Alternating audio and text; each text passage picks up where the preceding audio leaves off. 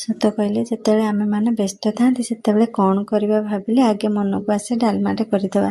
ସେଥିପାଇଁ ମୁଁ ଆଜି ଡାଲମା କରିଥିଲି। ଘରେ ଥିବା ପରିବା ଯେଉଁ ବାଇଗଣ, ଗାଜର, ଅମୃତଭଣ୍ଡା, ଆଳୁକୁ ଛୋଟ ଛୋଟ କରି କାଟିକି ନେଲି। ତା ଦେହରେ ଗୋଟେ ଗିନା ହରଡ଼ ଡାଲିକୁ ଧୋଇକି ଭଲସେ ପରିଷ୍କାର କରିକି ଦେଇଦେଲି। ଗୋଟେ କପ୍ ପାଣି ଦେଲି। ଗୋଟେ ଟମାଟୋ ଦେଲି ତା ଦେହରେ।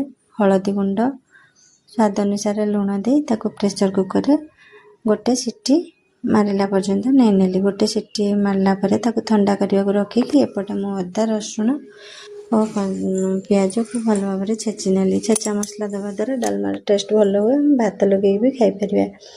ଏପଟେ ଗୋଟେ କଢ଼େଇରେ ଟିକେ ତେଲ ଦେଲି। ତା ଦେହରେ ଜିରା ଦେଲି ଆଉ ସେ ଛେଚା ମସଲା ଦେଲି। ହଳଦୀ ଗୁଣ୍ଡ, ଲଙ୍କା ଗୁଣ୍ଡ ଦେଇକି ତାକୁ ଭଲସେ ଏମିତି ଗୋଳେଇକି ନେଇନେଲି। ଏମିତି ଗୋଳିଲା ପରେ ମସଲାଟା ଟିକେ କଷିବା ପାଇଁ ଛାଡ଼ିଦେଲି। ଏପଟେ ଯେଉଁ ସିଝି ଯାଇଥିବା ଟମାଟୋଟାକୁ ବି ତା ଦେହରେ ଦେଇଦେଲି। ଦେଇକି ଭଲସେ କଷିଲି। ଦେଖନ୍ତୁ ମସଲାଟା ତେଲ ଛାଡ଼ିଲା। ସେତେବେଳେ ମୁଁ ତା ଦେହରେ ଆମେ ଯେଉଁ ସିଝେଇକି ରଖିଛନ୍ତି ପରିବା ତାକୁ ଦେଇଦେଲି। ଦେଇକି ତାକୁ ଟିକେ ଗୋଳେଇଲି। ଡାଲିଟା ଗୋଳିଲା ପରେ ତାକୁ କଭର୍ କରିକି ଆଉ ଗୋଟେ ମିନିଟ୍ ଯାଏଁ ତାକୁ ଫୁଟିବା ପାଇଁ ଟିକେ ଛାଡ଼ିଦେବା। ମସଲାଟା ଯେହେତୁ ପକାଇଥିଲି ମସଲାରେ ସାଙ୍ଗେ ସାଙ୍ଗେ ପଡ଼ିଛି, ତାକୁ ଘୋଡ଼େଇକି ଆଉ ଗୋଟେ ମିନିଟ୍ ପାଇଁ ଫୁଟିବା ପାଇଁ ଛାଡ଼ିଦେବା। ଗୋଟେ ମିନିଟ୍ ଫୁଟିଲା ପରେ ଦେଖନ୍ତୁ ଏଇଭଳିଆ ପୁରା ଫୁଟିକି ଡାଲମାର କଲର୍ଟା ଦେଖନ୍ତୁ ଆସିଗଲାଣି। ତା ଦେହରେ ଆମେ ଟିକେ କସ୍ତୁରୀ ମେଥି ପତ୍ର ଦେବା, କାହିଁକିନା ମେଥି ପତ୍ର ଦେବା ଦ୍ୱାରା ତା'ର ବାସ୍ନାଟା ଭଲ ହୁଏ, ଖାଇବା ପାଇଁ ବି ଭଲ ଲାଗେ।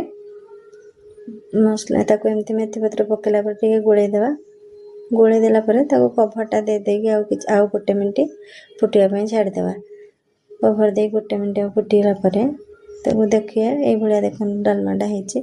ବହଳିଆ, ଭାରି ଟେଷ୍ଟ ବି ଲାଗୁଥିଲା। ତା ଦେହରେ ଆମେ ଗୋଳେଇ ସାରିଲା ପରେ ତା ଦେହରେ କିଛି କଟା ଧଣିଆ ପତ୍ର ଦେଇଦେବା। ଦେଖନ୍ତୁ ହେଇଗଲା ଆମର ମସଲା ଦିଆ ଡାଲମା।